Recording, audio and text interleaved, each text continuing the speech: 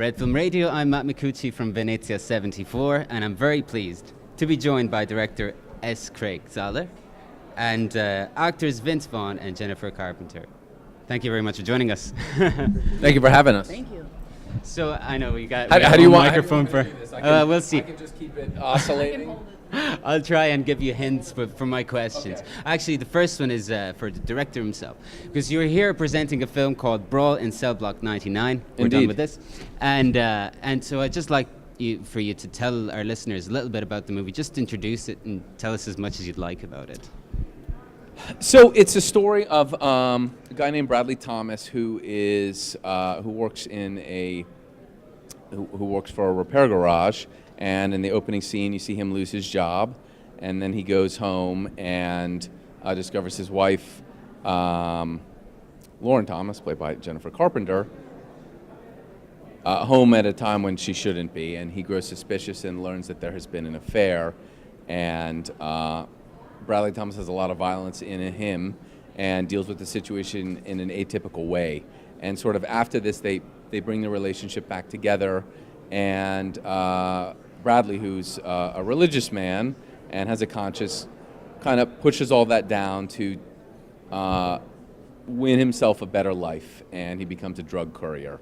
And the story is the movie, the consequences of that choice, and a person who was never comfortable in that role, but is put in even more uncomfortable situations as a result of that choice. Very good. I thought it was like a reverse Count of Monte Cristo tale.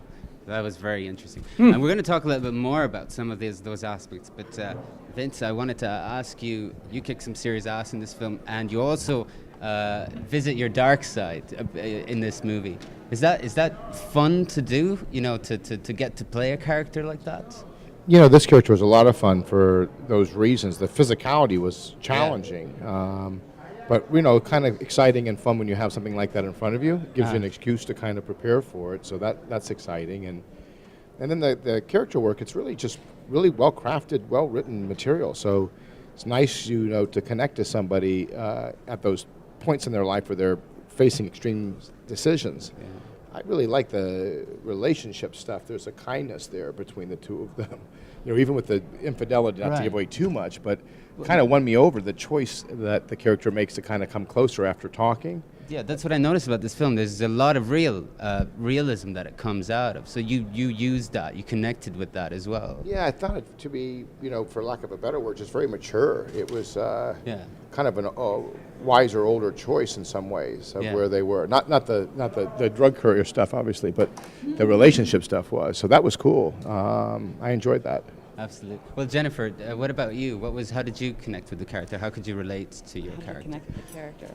I agree with everything that you said. It's in a weird way. There's a part of it that I'm in the dark about. Like, I wasn't there for any of the action scenes. I haven't seen it yet, so it's that part of it only exists in my mind. But they're two people who are both hurting. They met in recovery, so I think that in recovery you learn how to communicate, you learn how to talk, and you learn how to forgive. So it was interesting to sort of test those strengths on screen with him. And I think in our first read-through, we were sitting in what was Craig's office at the time, and when we started for that scene without putting anything into it, it just was already cooking.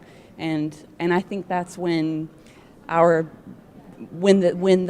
history that I had written sort of became very, very full, because you showed up completely, and then I knew I could as well. Yeah, that's right, because actually you mentioned earlier that your role was particularly physical, so I'm just wondering how you prepared for the physical stuff. I had done some I competed in wrestling as a kid, and I also boxed a little bit for a long period of time, but so I had that, and so I just sort of, but then you have to kind of rearrange it for the fight sequences, because how I was sort of trained was different than what would look good on camera. So there was an adjustment made based on the eye of the director, as well as, developing a fight style, I guess, for Bradley. But I just tried to come in, kind of in a shape that would be right for the character, and then also a comfortability with punching and moving, so that I knew that it would be almost like a choreographed dance, Sure, if yeah. you would, more than anything. Absolutely. So I kind of came in, feeling good, slipping punches and throwing punches, so that you're kind of loose, and then you kind of fit into what the design of the scenes were. Yeah. And the truth was, it was fun. It was fun. I mean, it was dangerous.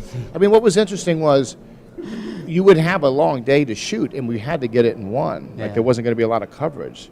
So you really had to, it was like jumping off a cliff. You had to just go and hope that all the pieces in the band were kind of playing at the same time. Yeah, absolutely.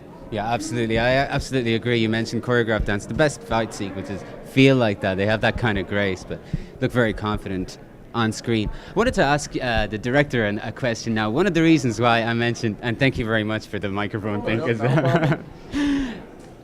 one of the reasons why I mentioned Count of Monte Cristo is because Count of Monte Cristo is a big book. But another reason is because in this film, there's a beginning, a middle, and an end, and you get to really experience that. You get to feel for the story before it even gets to where it should get. Like you realize that he goes to prison, and then he has a mission. He becomes a man on a mission.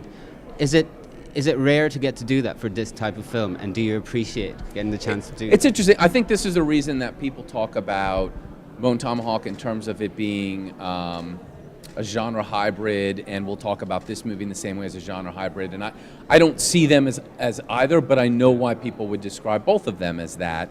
And it's just spending the time to do those things, and a quiet scene. And it's tough to talk about in too much detail because I don't want to give anything away. Sure. But there's there are two dramatic scenes in particular with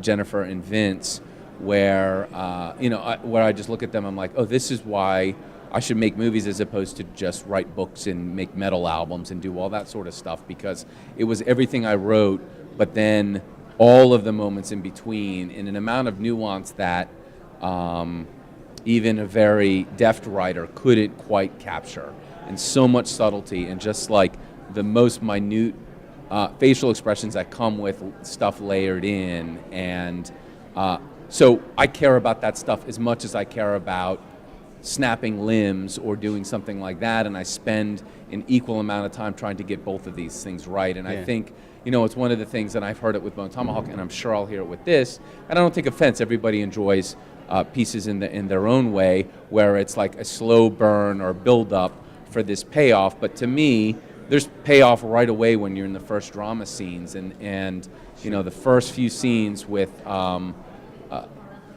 Lauren and Bradley, their characters together, like the sense of history and these people really having a relationship.